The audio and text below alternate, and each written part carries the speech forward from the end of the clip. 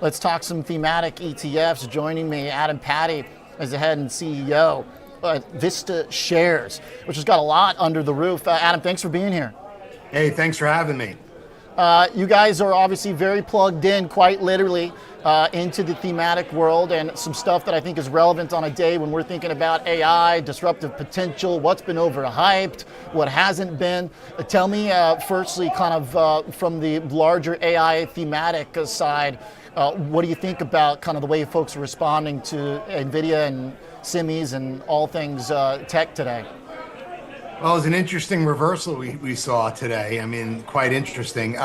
Look, I think the market spooked. I think, look, the underlying fundamentals in the AI infrastructure trade are sound. We saw that in the NVIDIA earnings yesterday. It's a durable theme. It's growing and it's accelerating, in fact.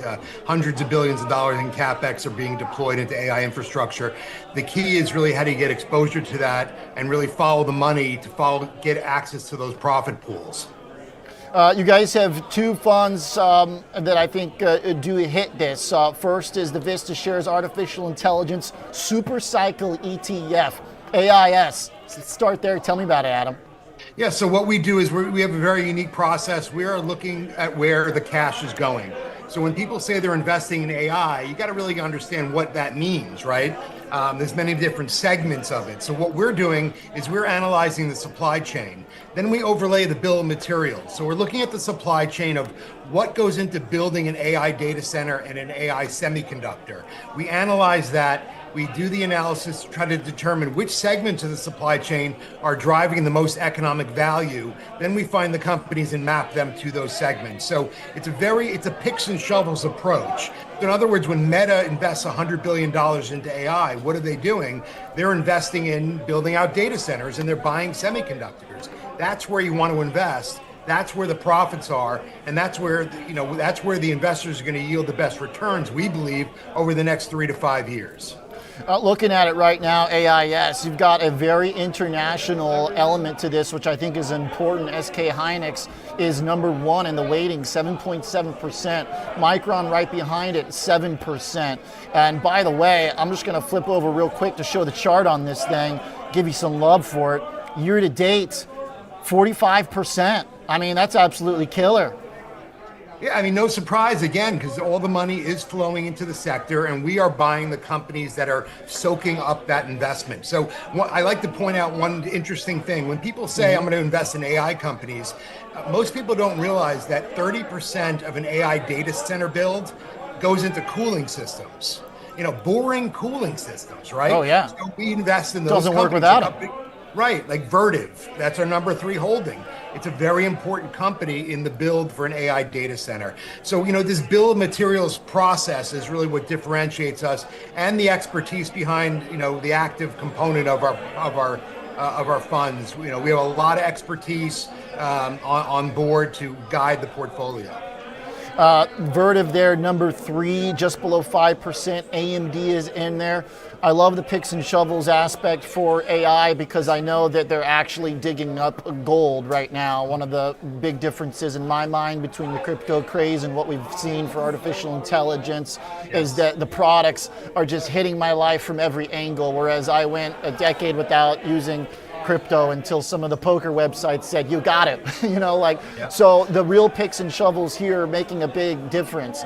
And of course you do have NVIDIA in there, you've got Intel. Also you hit GE Vernova, which was a pretty big winner too. Tell me about the process though, how do you find them? Tell me about the team and the kind of selection system, the screening system to get these names, because I will say it's a pretty diverse basket.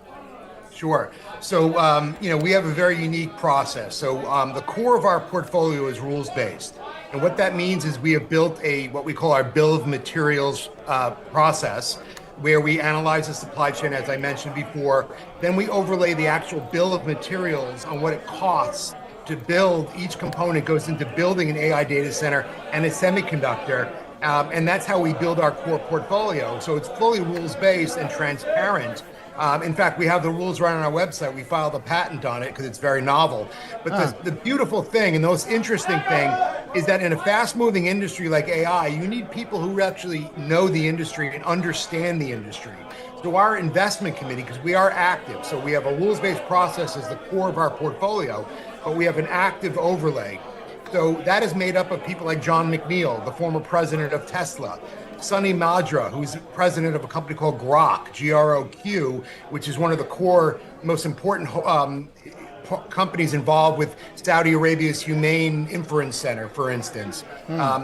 These are the experts who we have on board that are actually building data centers every day. They understand the companies, they understand the technologies. Their job is to identify risks and opportunities in our portfolio.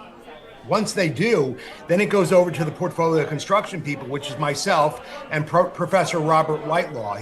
Professor Whitelaw is the dean of NYU Stern School of Business and chairman of the finance department there, a world-renowned expert in portfolio construction. So we have the practitioners who are building data centers, who understand the space, and then we have the portfolio construction people to express their views into the portfolio.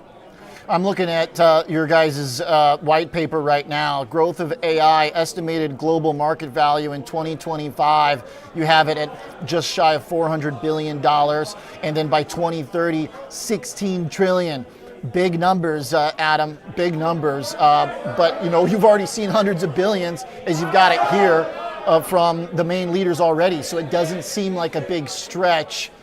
Unless, I don't know what, the market crashes and there's some kind of feedback loop. If, shares go down, funding, it's just, but again, it's hard for me to figure out kind of what the big, like why they would stop building these things out. One could possibly be the resources, to your point, like here in Illinois and Chicago, we've got power, we got water. Why don't we have more of the picks and shovels ourselves? You kind of start to run into some of the government inefficiencies and whatnot, but I'm curious what you think. Yeah, look, I mean, so AIS is this portfolio, this ETF, and look, the AI industry it's an arms race, right? I think we've all determined that it's not only countries on countries, but it's companies on companies, and unless we're seeing a major black swan event, it would be unlikely to see a pullback in capex spending. These hyperscalers have already signed multi-year, hundreds of billions of dollars contracts that are going to go out 3 to 5 years. They have to. If they don't succeed, they're going to be irrelevant. And that's really why trillions of dollars are flowing into this space and why it's going to keep going for a long time. The key, again, though, is that the reason why they're investing is that they're looking to create enough compute so they can create applications that one day create enough value where they can make money on the front end from the consumer layer. That's down the road. Where the money to be made right now is in as you mentioned, the picks and shovels. It's the cooling systems, it's the fiber optic cable, it's the GPUs, it's the networking equipment. It's all those pieces that go into building the compute. That's where we are for the next 5 years. And that approach means that you also omit and you avoid any potential leadership risk, having to pick a winner, competitive risk. Like I know there are people right now that are really taking a, I don't know what to call it, to NVIDIA's earnings, like a scalpel, really looking for something. There's, a lot of OpenAI haters out there. So, you don't have to pick your horse, basically. You just pick the track they're going to run on, and I don't know much about horses. And that analogy just hit a wall there. It's a good analogy. The guy who makes the horseshoes, I don't know. It's a good analogy. I mean, NVIDIA is not the full story. They're a big part of the story, but in terms of the stack that goes into building the data center, they're only one piece of the puzzle. And that's what's really important to understand. There's the AMDs, there's the GE Vernovas, there are all these different companies that are critical to the build out of AI. I'm looking also, by the way, just to reiterate a point I made at the top, I was just kind of eyeballing the fund and noticed it, but it seems like you guys do take a significant amount of effort to show that this is an international index. This is not just US. You've got a comparison here to the average AI benchmark. I am wondering how you devised that benchmark, though. Was that looking at just indexes or ETFs that were on offer at the time you put together this paper? Yeah, we look at the largest assets under management ETFs in the AI space to try to determine what their portfolios look like. And look, the reality is, and no shot at them, it's mostly Qs. If you look at the exposure that a lot of these AI ETFs have, it's really the top 10 holdings of the Qs. So I've seen that as well. Yep, closet indexers, as they say. Exactly. That's why it's critical to look under the hood. So we like to show the overlap analysis because when you buy AIS, you're getting companies, most of which you probably have no exposure to or very little exposure. And that's what you want in a thematic product. You want to diversify your exposure. You don't want to over concentrate your exposure into the same companies held by the S&P 500 and the Qs. Yeah, that's very fair. Okay, now thinking about generally, when you look at the international side again, though, does that have any volatility around geopolitical stuff? You know, some people like to just get the U.S. specific, but I will say that, you know, I think the performance kind of speaks for itself. You know, this is outperforming semiconductors alone. It's outperforming the Mag 7. At the start of the year, the international side was a good piece of that puzzle. I wonder how investors have received that, and if you think that's an additive or a risk point. Well, I mean, there's always geopolitical risk, in any securities, right? I mean, you never know what's going to happen. But the reality is that you're investing in AI infrastructure. There are international companies that you cannot get away from. I mean, Taiwan Semiconductor, right? I mean, they build all of the chips for NVIDIA, for AMD, for Apple. Without them, there is no AI infrastructure. So to have an AI product that doesn't have them as in the appropriate weighting is silly. Same thing as an SK Hynix. I mean, they are the leader in what they do. And without them in the supply chain, there's really no replacement for them. So, Yeah. The international exposure is key to the supply chain and to making AI a reality. Yeah, that's fair. I want to make sure we hit POW too, because you got a great ticker zooming in basically on the electricity specifically as a resource, as an input. GE Vernova, another one here that plays a role. How do these two differ, and do they serve the same type of goal? Do you view them as you pick one or the other, or do you view them as they play off each other? Tell me about it. Yeah, they're bookends. They're made to be used together. So AIS is the AI intelligence infrastructure. It's data centers and semiconductors. What POW is, POW, is the physical AI infrastructure. It's the grid, right? The grid in the United States is on average around 40 years old. Everyone's talking about all the power needs of the AI data centers, but guess what? We have energy, but we don't have power. So we don't have an energy problem in the United States. We can't take that energy and create power and distribute it to where it needs to go. That is the problem.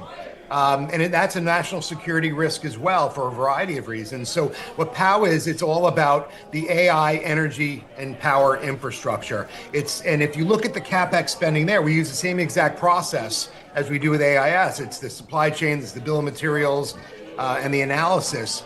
50% of the CapEx spending that needs to go into building out the grid is in transmission and distribution.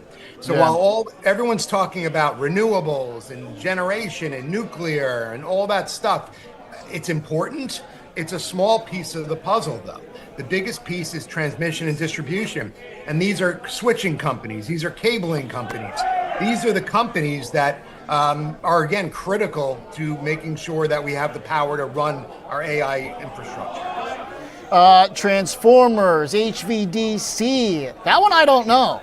Substation switchgear, cooling systems, all stuff that are going to be very much picks and shovels, but for a specific category of picks and shovels, right? So this is almost like a subsector to some extent. Is it going to be a higher beta play to the overall theme then?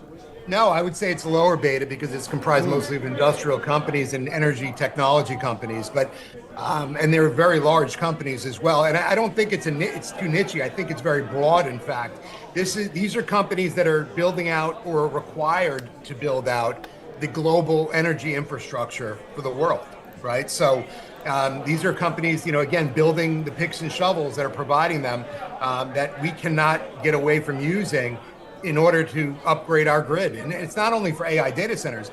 Right now, the grid can't even handle consumer demand. It can't handle cyber attacks. It can't handle, God forbid, an EMP attack. It's not hardened. So, putting aside AI data centers, grid upgrades is something that needs to happen in the United States and needs to happen now because there's a long lead time. Then if you add AI data centers, it's taking demand for power 10x over the next 3 to 5 years. So you can see the demand curve here. Trillions of dollars are going to be going into building out the grid over the next 5 years. And that's what POW is trying to capture. POW, a little bit newer, right? You launched this last month, is that correct? Yep, it's a new product, a month old. AIS is going on a year in a few weeks in December. So, but it's the same exact process. It's the rules-based process. We have the active managed investment committee on top of it. Except with this investment committee, we actually added an expert in energy technology as well, one of the global luminaries in that space. So again, it's people that are doing it on a day-to-day basis, that understand the technologies, understand the supply chain, and not just Wall Street analysts doing analysis and picking numbers. It's people that are on the ground doing it, and that's how we feel like we have an edge. Okay, like the names in here, some fun ones that you don't hear very often. Definitely an international element there too. So that one we'll watch. We'll see how it develops. It's still a little bit nascent, but holy smokes, AIS, a little known way to crush the AI trade so far this year, beating a lot of the other ways that I watch that sector. Different proxies, different benchmarks. So pretty impressive stuff, Adam. Thanks.